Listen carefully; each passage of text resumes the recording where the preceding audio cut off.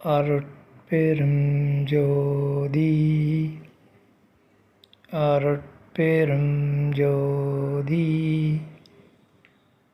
தனிப்பெரும் கருணை அருட்பெரும் ஜோதி. இந்த பதிவில் உலகம் வெளி தனிப்பெரும் கருணை அருட்பெரும் ஜோதி எங்கனம் தோன்றும் எனும் தலைப்பில் வேலூர் ஐயா எனும் அருட்திரு யோகானந்த சாமிகள் அருளிய விளக்கத்தை அறிவோம். தலைப்பு: உலகம் வெளி தனிப்பெரும் கருணை அருட்பெரும் ஜோதி எங்கனம் தோன்றும்.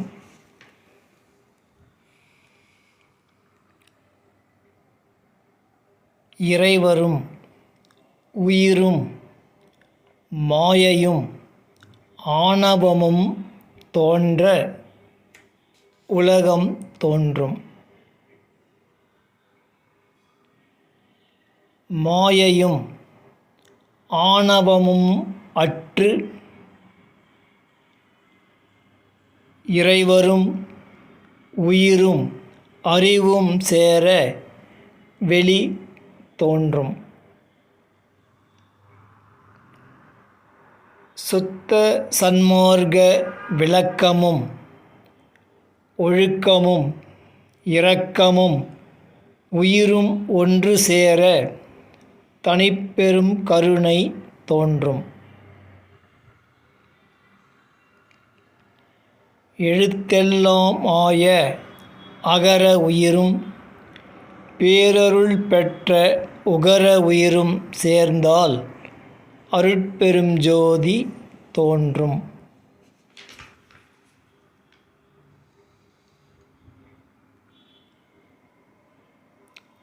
கடந்தும் கடவாத திருச்சிற்றம்பல வெளியில் கலந்தவரை களவாது செல்ல களவாதீர் என அறிவித்து கடந்தது மாயை அன்றி மரணத்தை அல்ல.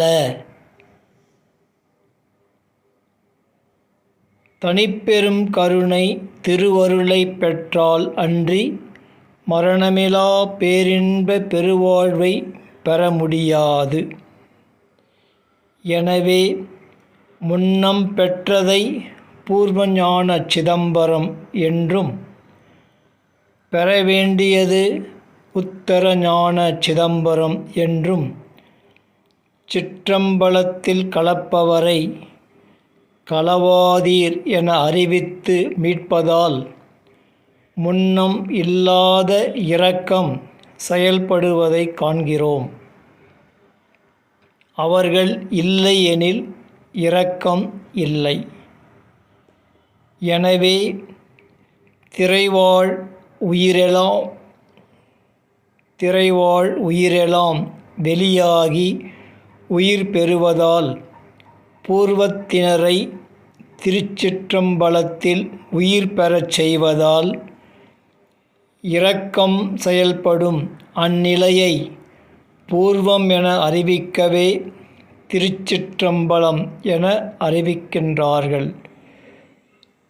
பெற்றது பூர்வஞான சிதம்பரம், பெற வேண்டியது உத்தர ஞான சிதம்பரம்.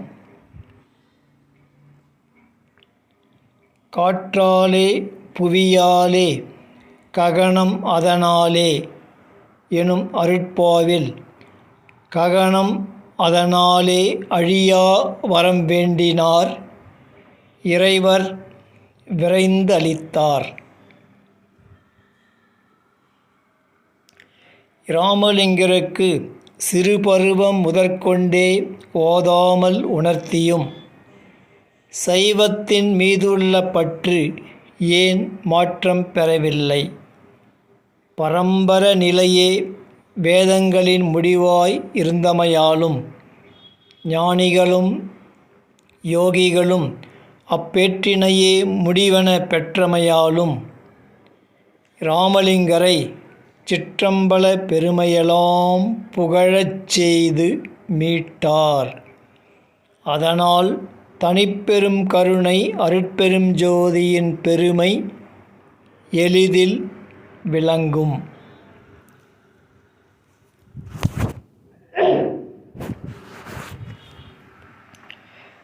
தருமச்சாலையிலே வா என்றதும் நான் ஒரு சைவனும் அல்ல என்றதும் அந்நிலை எனது அறிவின் சிறுமையை குறிக்கும் என்றதும் சைவத்தை விட்டதினால்தான் மரணமிலா பேரின்ப பெருவாழ்வை பெற்றேன் என்பதாலும் ஜீவகாருண்யமே இப்பேற்றினை பெறச் செய்தது என்றும் சைவம் அல்ல என்றும் அறிவித்தமையால் அறிக. சத்திய தருமச்சாலையிலே வந்தமையால் மேலையிலே இம்மையிலே ஒருமையிலே தவத்தால் மேவுகின்ற பெரும்பயனாம் விளைவையெல்லாம் தருமச்சாலையிலே ஒரு பகலில் தந்த தனிப்பதியே.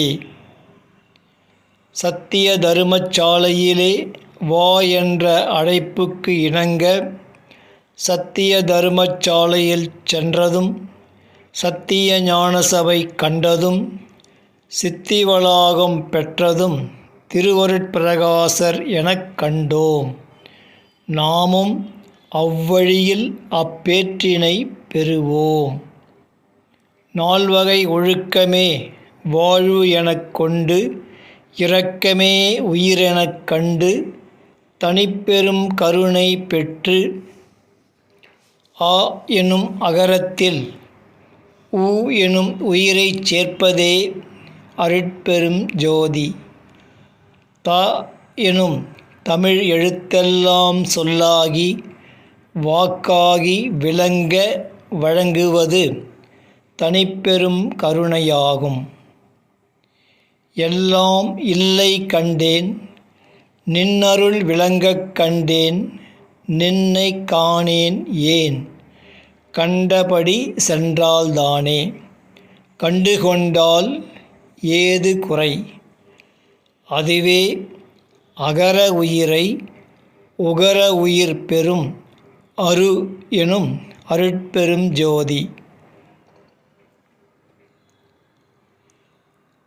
உகர உயிர் அகர உயிரை பெற்றால்தான் அருட்பெரும் ஜோதி.